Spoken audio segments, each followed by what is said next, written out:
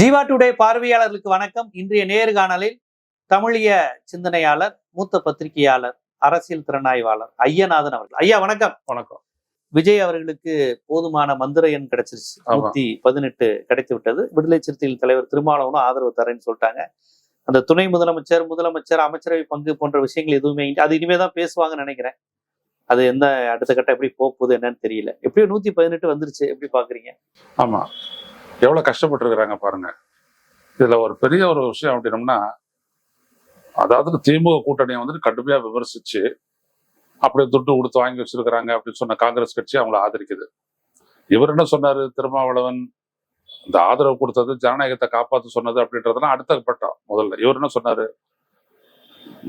திமுக கூட்டணி கிட்ட இருக்கக்கூடிய அந்த சிறுபான்மையினர் வாக்குகளை பிரிக்கிறதுக்காக இறக்கி விடப்பட்ட பாஜகவால் இறக்கி விடப்பட்டவர் தான் விஜய். அதான் அவருடைய முக்கியமானது. ஏன் அப்ப அவர் ஆதரிக்கிறீங்க? ஒரு நிலையான ஆட்சி வந்துடும், பாஜக ஆட்சியும் ஆளுநர் ஆட்சியும் வந்துடும், அதனால ஆதரிக்கிறோம். நான் ஜனநாயகம் அப்படின்ற ஒரு இடத்துல நான் என்ன சொன்னேன்னா, விஜய் வந்துட்டு கூப்பிட்டு நீங்க சிங்கிள் ஆர்டிஸ்ட் பார்ட்டி, அவர் வந்து மந்திரி சபை அவர் பதவி பிரமாணம் செஞ்சு வச்சு மந்திரி சபை அமைக்கட்டும், அவர் பெரும்பான்மை நிரூபிக்கட்டும். இதுதான் நம்முடைய ஸ்டாண்டே ஒழிய விடுதலை சிறுத்தைகள் ஏன் இவங்களை ஆதரிக்கணும்ன்ற அந்த கேள்வி கேட்கிறேன் நான். இல்ல ஆளுநர் ஆட்சி வந்துட்டா பாஜக ஆட்சி வந்துடும். இல்ல எந்த ஆட்சி வந்து பாஜக ஆட்சி, இது இந்த ஆட்சி என்ன பண்ண போகுது? இந்த ஆட்சி நீங்க தாங்கிக்கிட்டு இருக்கிற பிரின்சிபலுக்கு எதிரானதா ஆதரவானதா? விஜய் நீங்க வந்துட்டு நீங்க பாசிசம், நீங்க அவர் பாயாசம்ங்கிறாரு, நீங்க ஆதரிக்கிறீங்க. இப்ப பாயாசம் வெற்றி பெறுமா, பாசிசம் வெற்றி பெறுமா? நிறைய வணக்கணும். ஏதோ ஒரு 2-3 நாளா அப்படியே விடுதலை சிறுத்தைகள் கிட்டதான் அந்த மூச்சு பேச்சு எல்லாமே இருக்குது அப்படின்னு. ரைட்டு, ஒரு கணக்குக்கு அரசியல் கணக்குக்கு ரைட்டு. ஆனா அவங்களுடைய அரசியல் நெறிப்பாடு இருக்கு இல்லையா, அதுல வந்துட்டு எங்க இருக்கிறாரு விஜய்? அந்த ஸ்கீம் ஆஃப் திங்ஸ்ல எங்க இருக்காரு? கொள்கை ரீதியான உங்களுடைய பார்வையில செயல்பாட்டுல விஜய் எங்க இருக்கிறாரு? நீங்க உடனே அவர் சொல்றாரு, இது திருமாவின் காலம், உயர்வோ மேலும் மேலும் அப்படின்னு வண்டி அரசு போடுறாரு. உயர்வோ மேலும் மேலும் மந்திரி சபை, அதுவும் எல்லாரும் கிரிட்டிசைஸ் பண்ணோடனே அதுவும் கைவிட்டுட்டாங்க. சோ இந்த 118ன்றது நீங்க மேஜிக் நம்பர் நீங்க இல்லையா, நான் சொல்றேன் இது மாயை நம்பர். இது விஜயை சர்வை பண்ணவே பண்ணாது. அப்ப விஜய்க்கு எங்க ஆபத்து இருக்குன்னு கேக்குறீங்களா? இப்ப இன்னைக்கு பாத்தீங்கன்னா இன்னொரு டெவலப்மெண்ட்ஸ் இப்ப நம்ம கேள்விப்பட்டோம். 35 எம்பிக்கள் எஸ்.பி. வேலுமணி, சி.வி. சண்முகம் ஆகியோர்கிட்ட இருக்கிறாங்க. அவங்க ஒரு முடிவு எடுக்கிறாங்க, இந்த இதை விஜய் ஆதரிக்கணும் அப்படின்ட்டு. அது வந்துட்டு எடப்பாடி பழனிசாமிக்கு எதிரான ஒரு மூவ். இந்த மூவுக்கு பின்னாடி இருக்கிறது பிஜேபி தான் தெரியும். எஸ்.பி. வேலுமணியும் சி.வி. சண்முகமும் பலமான பாஜக ஆதரவாளர்கள் அப்படின்றது தெரியும். பாஜக பின்னணி கொண்டவர்களுக்கு தெரியும். ஸோ இவங்க ஆதரிக்கிறாங்க. அப்ப என்ன அப்படின்னா, முழுக்க விஜயனுடைய ஆட்சி பாஜகவினுடைய நோக்கங்களுக்கு ஏற்ப வளைக்கப்படும். ஒன்று. ரெண்டாவது விஷயம், இவங்களுடைய ஆதரவுல தான் அவங்க நிக்கக்கூடிய நிலைமையும் ஏற்படும். ஏன்னா எதுவுமே தெரியாத 107 எம்எல்ஏக்களை வச்சுதான் விஜய் வந்துருக்காரு. அவங்க என்ன பண்ணுவாங்க, என்ன பேசுவாங்க, என்ன செய்வாங்க, எதுக்கு செய்வாங்க, யாருக்கும் தெரியாது. இந்தியில பேசுறான், அவர் தெலுங்குல பேசுறான். ஆமா, எல்லாம் பேசுவாங்க, அவ்வளவுதான்.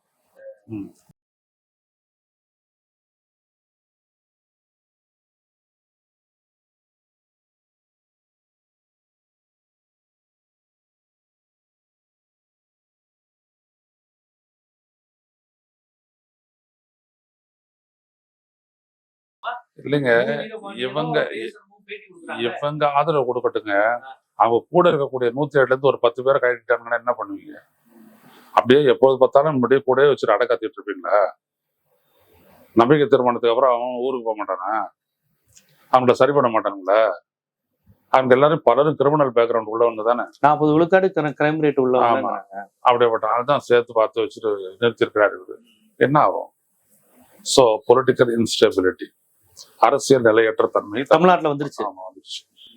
அதான் வரும், வேற வழி இல்லை.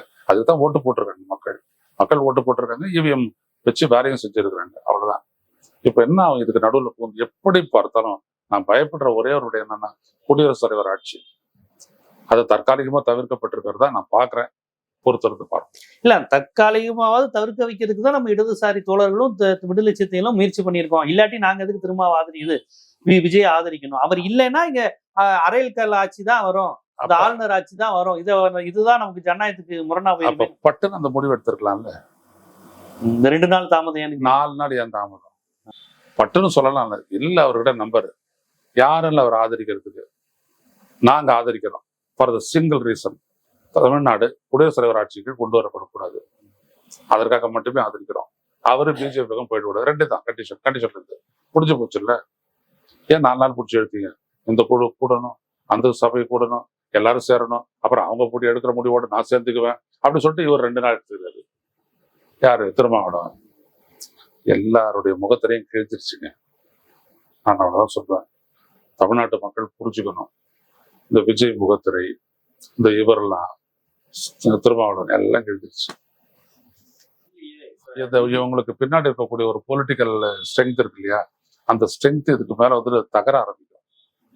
அதை எப்படி மறுபடியும் தூக்கி நிறுத்துறதுன்றது எனக்கு புரியல.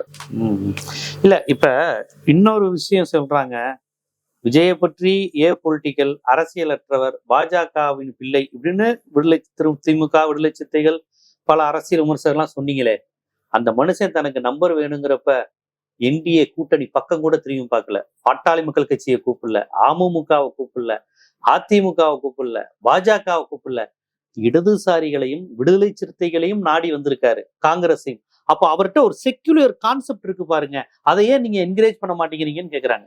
எங்க அத்தாடுட்டா என்ன சொல்றாரு சிந்தனை செல்வன்? வாட்ஸ்அப்ல மெசேஜ் அனுப்பி அவர் ஆதரவு கேட்கிறாருன்றாங்க.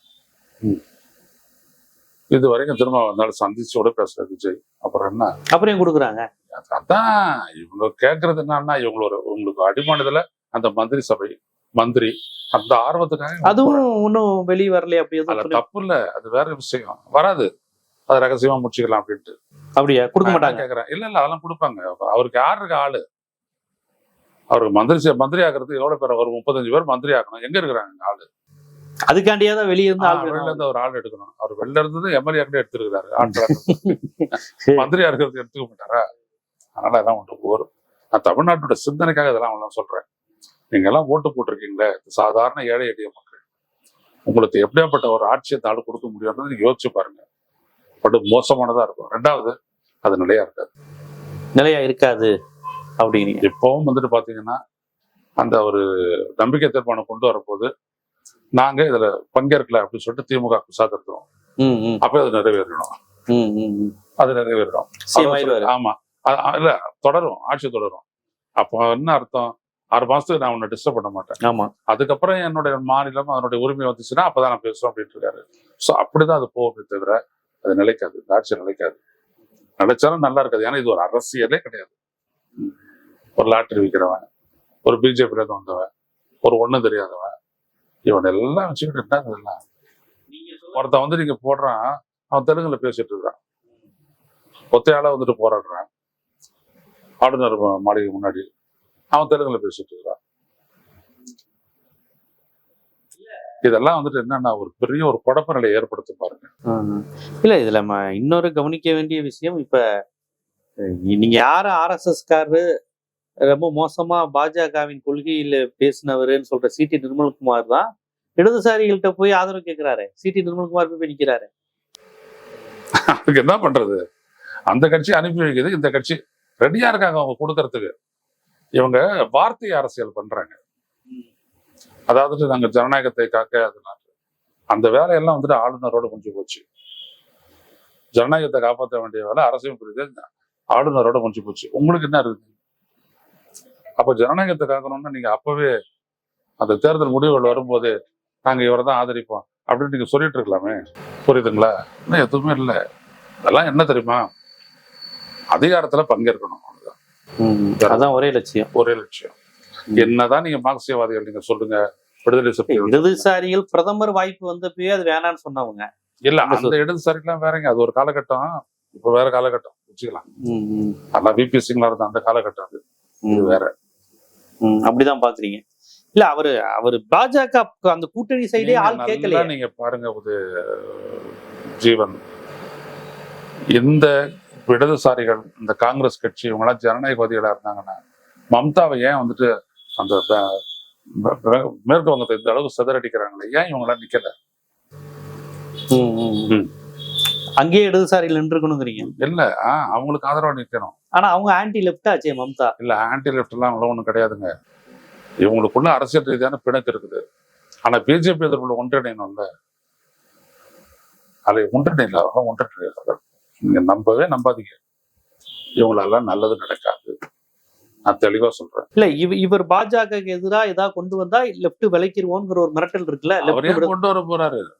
நீங்க பாருங்க, பொறுத்திருந்து. இவங்க ரொம்ப சாதாரணமா சொல்லிட்டாங்க, விஜய்க்கு வேலை அதுவா? விஜய் சீஃப் மினிஸ்டர் ஆனா ஆயிட்டாரு, சீஃப் மினிஸ்டர் சஸ்டெயின் பண்ணணும் பண்ணுவாரு, அவ்வளவுதான். அதுக்கு என்ன வேணும்னு பண்ணுவாரு. இப்ப எவ்வளவு பேசுறாருல, டெல்லி போயிட்டு வந்தாருன்னு வச்சு ஒரு தடவை, அப்புறம் இவருடைய நிலைமையா மாறும். அதுக்குள்ள இவங்க 35 பேர் ரெடி ஆயிட்டாங்க, இவங்க ஆதரிப்பாங்க, நீங்க போறதுன்னா போய்க்கிங்கன்னு.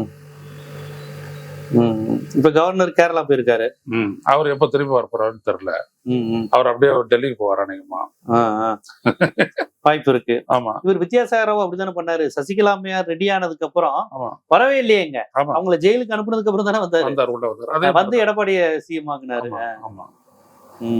அந்த அளவுக்கு விஜய பார்த்து இவங்க பாஜக ஒரு ஆளுமே நினைச்சு பயப்படுதான் சசிகலா. இவன் வரக்கூடாது அந்த இடத்துக்கு. இவருக்கும் அவங்களுக்கும் ஏதோ ஒரு அக்ரிமெண்ட் வந்துருச்சு. அந்த அக்ரிமெண்ட்டை மீறி ஒரு காங்கிரஸோட ஒரு உடன்படிக்கைக்கு போயிட்டாரு. அது அவங்களுக்கு வயிறு எரியுது. சோ அவங்க வந்துட்டு இவர் வந்துட்டு பதவி ஏற்க விடாது பண்றதுக்காக தான் எல்லாத்தையும் பண்ணிட்டு இருக்கிறாங்க இப்ப வரைக்கும். சோ இப்ப 118 சொல்லிட்டு இருந்தாரு, இப்ப 118 வந்துச்சு. இப்ப அதுக்கப்புறம் என்ன காரணத்தை கண்டுபிடிக்க போறாங்கன்னு யாருக்கும் தெரியாது. 10ஆம் தேதி உள்ள விஜய்க்கு அப்படி சொன்னாங்க, நாளைக்குள்ள விஜய் வந்துருச்சு, 118 வந்துருச்சு, இப்ப கூப்பிட்டு நாளைக்கு பண்ண வேண்டியதானே. இவர் கேரளா புறப்பட்டு போயிட்டாரு. விஜய் இழுத்தடிப்பாங்க வாய்ப்பு இருக்கு, என்ன வேணாலும் பண்ணுவாங்க. அந்த டிடிவி தினகரன் கேஸ் என்ன ஆகும்? அந்த ஹார்ஸ் ரைடிங்க்கு அவரை இழுத்தாங்க, காமராஜன் ஒரு எம்எல்ஏ இழுத்தாங்க. அது இப்போ ஒரு கேஸ் ஒண்ணு இருக்கு. அந்த கேஸ் தொடர்பா நான் விசாரிக்கிறேன், அதுக்கப்புறம் தான் அவங்கள வந்துட்டு நான் பண்ணுவேன் அப்படின்னு சொல்லிட்டு ஏதாவது சொன்னாரு அப்படின்னா ஆளுநர், அதுவும் ஒரு பிரச்சனையாகும். வெயிட் பண்ணி பார்க்கணும். முக்கியமா நீங்க என்னன்னா, இந்த விஜய் தான் இன்னைக்கு மார்க்சியம் வேணும், மதச்சார்பற்ற கூட்டணி காங்கிரஸ் அப்படின்னு சொல்லக்கூடிய இந்த ஆள் தான் பாசிசத்திற்கு எதிரான, பாஜகவிற்கு எதிரான தமிழ்நாடு முதலமைச்சருடைய அரசியலை கிண்டல் அடிச்சவன். அந்த முதலமைச்சர் கூட யார் இருந்தாங்க? விடுதலை சிறுத்தைகள் இருந்தது, 2 மார்க்சிய கட்சி இருந்தது, காங்கிரஸ் கட்சி இருந்தது. அப்புறம் அவங்ககிட்ட நீ வந்து ஒட்டுறன்னு அர்த்தம். ஆனா புரியுதுங்களா நான் சொல்றது? அடிப்படையில ரொம்ப முரண்பாடு, ரொம்ப பெரிய முரண். அது அவனுக்கு முரணும் கிடையாது, ஒரு பொடலங்கையும் கிடையாது, சினிமாக்காரன். என்ன இருக்குது? இல்ல இவர் நினைச்சா 118 ஏடிஎம் கேட்ட இருந்தோ பிஜேபி கேட்டோ நடந்திருக்கும். ஆனா அவரு எனக்கு மத சார்பற்ற அணிதான் வேணும்னு நினைச்சிருக்காரு. இல்ல, தான் முதல்வர் ஆகணும் அப்படின்னம்னா தன்னை விட பலம் வாய்ந்தவனை சேர்த்துக்க மாட்டேன் யாரும். தன்னை விட பலம் வாய்ந்தவன் சும்மா இருப்பானா? தன்னை அடிச்சிருவான் கீழே. எடப்பாடி போனார்ல, முதல்வர் வரைக்கும் ஏற்பாடு பண்ணார்ல அவரு. யார் அந்த லைசன்ஸ் கொடுத்தது? அவர்கிட்ட இருக்கிறது மொத்தமே 53 பேர் தான். அவரு எப்படி முதல்வர் ஆக முடியும்? அப்ப டெல்லி சொல்லி தானே அவர் செஞ்சாரு, ஆளுநரை பார்த்தாரு. அப்ப என்ன அடிப்படையில் அவர் மூவ் பண்ணாரு? அது முதல்ல ஆதரவு தெரிவி, அப்புறம் கிராப், முதல்ல கட்டுப்பிடி, அப்புறம் கழுத்து நெறி. அதானே எல்லாம் மகாபாரதத்துல நடக்கிறது இங்க நடக்குது நாட்டுல. அதனால இந்த விஜய் அப்படின்றவர் ஒரு மார்க் ஆஃப் இன்ஸ்டேபிலிட்டி, நிலைத்தன்மையற்ற ஒரு நிலைக்கு கொண்டு போயிடுவார் தமிழ்நாட்டை. பொறுத்திருந்து பாருங்க. அப்படி ஒரு அச்சம் உங்களுக்கு இருக்கு? இல்ல, அச்சம்லாம் இல்ல, அப்படிதான் ஆகும். நம்ம அச்சப்படுறதுனால ஒண்ணும் இல்ல. நம்ம அச்சப்படுறதுனால தமிழ்நாட்டுல 87 to 89 ஆளுநர் ஆட்சி நடந்ததா அலெக்சாண்டர்? எம்ஜிஆர் செத்ததுக்கு அப்புறம் இல்ல, எம்ஜிஆர் இருந்ததுக்கு அப்புறம் இவங்க வந்தாங்க, ஜானகி அம்மா. 1 மந்த் தான் இருந்தாங்க. ஆமா ஆமா, அதுக்கப்புறமே ஆளுநர் ஆட்சி தான். அதுக்கப்புறம் 89 ஆளுநர் ஆட்சி வந்தா என்ன நடக்கும்? அப்படி ஒண்ணும் இல்ல, டெல்லி ஆட்சி. டெல்லி ஆட்சி இருந்தது, எல்லா மசோதா எல்லாமே எல்லாம் டெல்லி, எல்லாம் அதை நீட்டிக்கலாம், எல்லாம் பார்லிமெண்ட்லயே இதாகும், பட்ஜெட் பார்லிமெண்ட்லயே பாஸ் ஆகும். இங்க வந்துட்டு ஆளுநர் ஆட்சி நடக்கும். சிம்பிளா சொல்ல போனோம்னா ஒரே ஒரு சீட்டு ஜெயிச்சதுல பாஜக ஆட்சி, அந்த ஆட்சி இங்க நடக்கும்.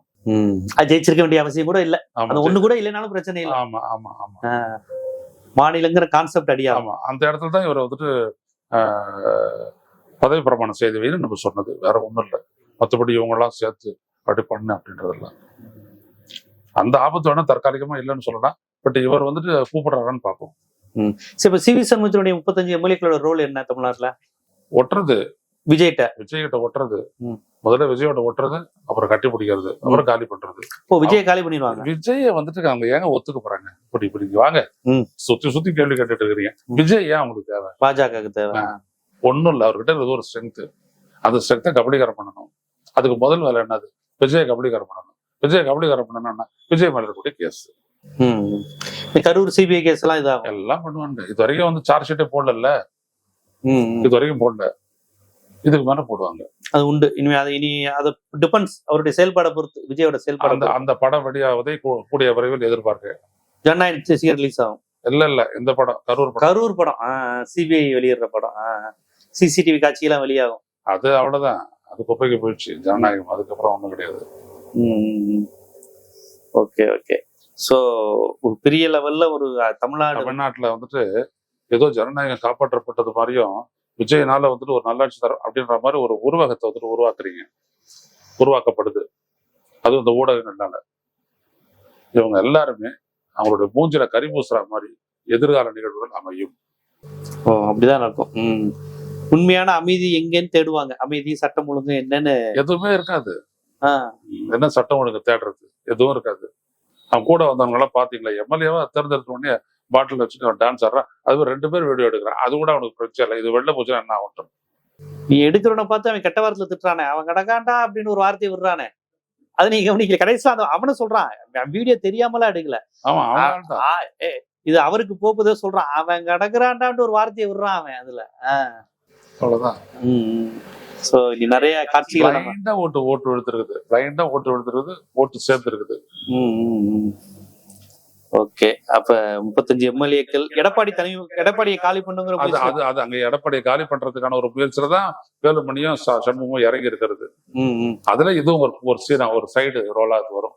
இந்த ஆட்சியை ஆதரிக்கிறது அப்படின்ற மாதிரி, ஆட்சியை நாங்க தான் காப்பாத்துறோம் அப்படின்ற மாதிரி.